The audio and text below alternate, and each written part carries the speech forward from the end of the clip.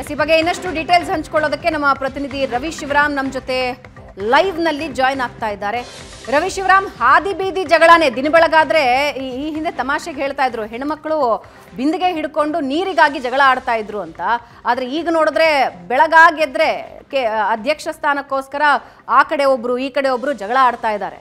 ಅಮಿತ್ ಶಾ ಬರೋದ್ರಿಂದ ಸರಿ ಹೋಗುತ್ತಾ ಅನ್ನೋ ನಿರೀಕ್ಷೆ ಇದೆ. ಆದ್ರೆ ಸದ್ಯಕ್ಕೆ ಈ ಎರಡೂ ಬಣಗಳು ಏನ್ ಮಾಡ್ತಾ ಇವೆ?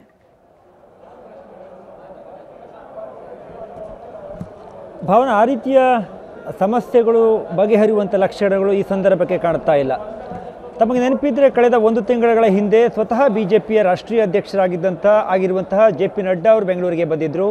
ನಿಮ್ಹಾನ್ಸ್ನ ಒಂದು ಕಾರ್ಯಕ್ರಮಕ್ಕೆ ಅವರು ಭಾಗಿಯಾಗಿದ್ದರು, ಕೇಂದ್ರದ ಆರೋಗ್ಯ ಸಚಿವರಾಗಿ. ಆ ಸಂದರ್ಭದಲ್ಲಿ ಕೆಂಪೇಗೌಡ ಏರ್ಪೋರ್ಟ್ನಲ್ಲಿ ಕೆಲವು ಹೊತ್ತು ವಿಜೇಂದ್ರ ಅವ್ರ ಜೊತೆ ಮಾತನಾಡಿದರು, ಕೆಲವು ಸಮಯ ಅಶೋಕ್ ಅವ್ರ ಜೊತೆ ಸಮಾಲೋಚನೆಯನ್ನು ಮಾಡಿದರು, ಛಲವಾದಿ ನಾರಾಯಣಸ್ವಾಮಿ ಅವರು ಭಾಗಿಯಾಗಿದ್ದರು. ಅಲ್ಲಿಂದ ನಿಮ್ಹಾನ್ಸ್ ತನಕ ಒಂದಿಷ್ಟು ಚರ್ಚೆಗಳಾದವು. ರಾಜ್ಯ BJPಯ ಬಣಗಳ ವಿಚಾರವನ್ನು ಕೂಡ ವಿಜೇಂದ್ರ ಪ್ರಸ್ತಾಪ ಮಾಡುವಂಥ ಪ್ರಯತ್ನವನ್ನು ಮಾಡಿದರು. ಆದರೆ ಅದಕ್ಕೆ ಪರಿಹಾರ ಸಿಕ್ಕಿದೆಯಾ? ಇಲ್ಲ. ಈಗ ಅದೇ ರೀತಿ ಮತ್ತೊಂದು ಖಾಸಗಿ ಕಾರ್ಯಕ್ರಮದ ನಿಮಿತ್ತ ಕೇಂದ್ರದ ಗೃಹ ಸಚಿವರಾಗಿರುವಂಥ ಅಮಿತ್ ಶಾ ಅವರು ರಾಜ್ಯಕ್ಕೆ ಬರ್ತಾ ಇದ್ದಾರೆ. ಅವತ್ತು ಬೆಳಿಗ್ಗೆ 9:30ಗೆ ಬರ್ತಾರೆ. 9:30ರಿಂದ 11:00ವರೆಗೆ ಕಾರ್ಯಕ್ರಮ ಇದೆ ವೇದಿಕೆಯಲ್ಲಿ. ಆ ವೇದಿಕೆ ಕಾರ್ಯಕ್ರಮ ಮುಗಿದ ತಕ್ಷಣ ಸುಮಾರು 2:00ವರೆಗೆ ಅವರು HAL ಮೂಲಕ ಮತ್ತೆ ದೆಹಲಿಗೆ ಹೋಗ್ತಾರೆ. ಅಂದರೆ ಆ ಯಾವುದೇ ಒಂದು ಶೆಡ್ಯೂಲ್ ಇಲ್ಲೇ ತನಕ ಫಿಕ್ಸ್ ಆಗಿಲ್ಲ. ಆದರೆ ಅವತ್ತಿನ ಕಾರ್ಯಕ್ರಮದಲ್ಲಿ ಸ್ವತಃ BS ಯಡಿಯೂರಪ್ಪ, BJP ರಾಜ್ಯಾಧ್ಯಕ್ಷ ವಿಜೇಂದ್ರ, ಯತ್ನಾಳ್ ಟೀಮಲ್ಲಿ ಗುರುತಿಸಿಕೊಂಡಿರುವಂಥ ಅರವಿಂದ ಲಿಂಬಾವಳಿ ಅವರು ಕೂಡ ಭಾಗಿಯಾಗ್ತಾರೆ.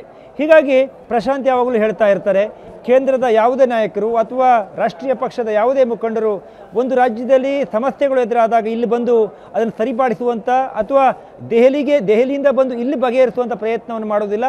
ಆ ರೀತಿ ಪ್ರಯತ್ನಗಳಾಗಬೇಕಾದ್ರೆ ದೆಹಲಿಗೆ ಹೋಗಿ ಮಾಡಬೇಕಾಗತ್ತೆ ಅಂತ. ಭಾವನ ಕಳೆದ 4-5 ತಿಂಗಳುಗಳ ಬೆಳವಣಿಗೆಯನ್ನು ನೀವು ಗಮನಿಸಿ ನೋಡಿ.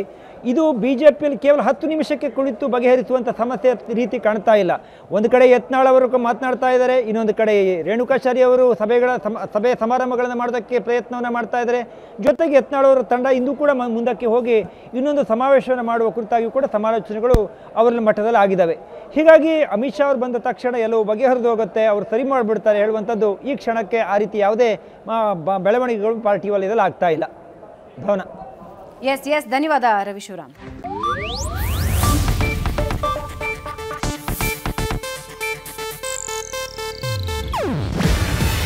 ಇದು ಏಷ್ಯಾನೆಟ್ ನ್ಯೂಸ್ ನೆಟ್ವರ್ಕ್ ಪ್ರಸ್ತುತಿ. ನೀವು ನೋಡ್ತಿದ್ದೀರಾ ಏಷ್ಯಾನೆಟ್ ಸುವರ್ಣ ನ್ಯೂಸ್.